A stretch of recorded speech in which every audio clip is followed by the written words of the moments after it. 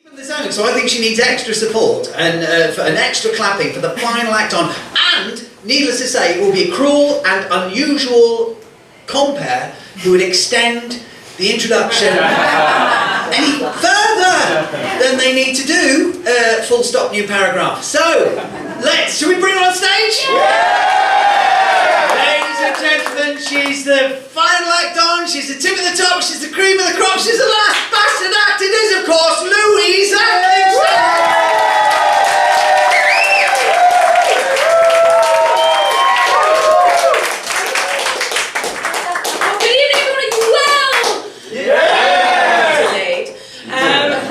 My name is Louise and I'm originally from the cultural delights of Hull, ladies and gentlemen. Yes. City of Culture 2017! Woo! Hopefully have some fun at the end of it! Woo!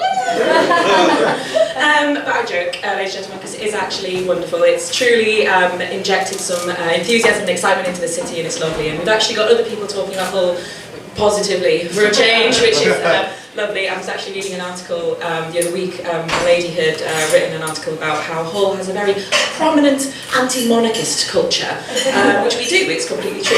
If you look throughout history, it's quite evident that on several occasions we've told numerous kings and queens that they should fuck off, which was nice of us. Even if they were trying to help us, we didn't care. Like, we've come to bestow upon you the gift of modern medicine. If it is not beer and gravy, fuck off immediately. We do not want it. Which is a side note, ladies and gentlemen, is still the way we cure ailments in Hull today. It doesn't matter what it is. Oh, brought me up! 7 cans of Carling and a pint of Bisto. On your way. But yes, this woman, she was writing this article, and essentially she was saying the way Hull proudly displays its anti-monarchist culture is through its prominent placement of its Queen Victoria statue in the city centre, which is true, again, because essentially over 100 and odd years ago we got given this statue of Queen Victoria and nobody wanted it and nobody knew where to put it. So somebody made an incredible executive decision that we will keep it in the city centre square, but we will place it over the public toilets. That's what people do. And loads of people went, yeah, that'll show the establishment, woo! But I personally don't think that's why it was done, ladies and gentlemen. I think it was done more for an artistic premise, to give a true sense of realism to the statue, because to be fair to Queen Vic, she had 14 kids by this point. So the fact that she might piss herself at any moment and not realise, quite probable. So it was more like I felt putting an old woman on a commode, like, you sit there, Queenie, and I'll be back tomorrow with a take a break. Okay. But it is truly lovely. It was so wonderful that we actually got this title, and the reason we got it was actually because of this amazing group of individuals who worked really, really hard to get the City of Culture. And I actually remember when we got given the title, we had a huge press conference in Hull, which was hilarious for the journalists. You're going to Hull! Fucking what? But they went regardless. We were all really excited. We were like, this is fantastic. This group of individuals that have worked so hard and so passionately to get us this City of Culture title are going to be showcased on all these media outlets. What a brilliant start to the City of Culture. But then life happened, ladies and gentlemen, and we did not get a wonderful, dynamic, passionate group of individuals representing us. What we did get was a bloke called Dave. Dave was from the local council, and based off Dave's expression, he'd clearly taken his fat break at the wrong time and wandered into completely the wrong section. Dave was a true Yorkshireman, man of few words. And if you wanted to picture Dave, I imagine the best way you could do so would be to imagine the personification of a meat pie. He had quite a large, jiggly middle that looked like it's going to burst out of its casing at any moment.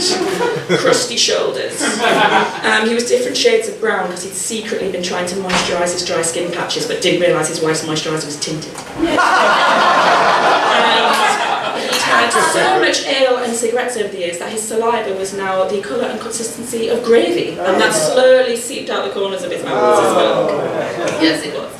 But nevertheless, we were off, and this woman from the crowd, she held up her hand, she said, excuse me, sir, you have just been granted the title of City of Culture for 2017. How exactly are you going to go about adhering to that title? And Dave proudly took a wide berth and he stood there and he just went, "Well, quite a lot of people in Hull like magicians. We'll probably get one of them." And then he walked off. That was it, Dave done, brilliant done, mic drop, cheer, Dave. A brilliant solution to compile a year's worth of comedy. We are apparently going to hire one individual to roam the city for an entire year, occasionally popping out going, "Do you want to see some magic? I can make something disappear." Brilliant, cheers, Dave. Oh, fair play to Dave, because technically that is a type of culture and not dissimilar to one we already have in Hull. I don't know if you've been in Hull on a Saturday night, but having random people jump out at you going, "Do you want to see me make something disappear?" is quite common. "Ian Lou, do you want to see me make this kebab disappear in one movement?" "Kebab's not disappeared, Lisa, it's all down your front, I can still see it." "So see the garlic mayonnaise into your vagina, that's happening." But congratulations, Lisa, you have managed to make one thing disappear this evening, and that is my complete and utter faith in humanity. So thank you for that.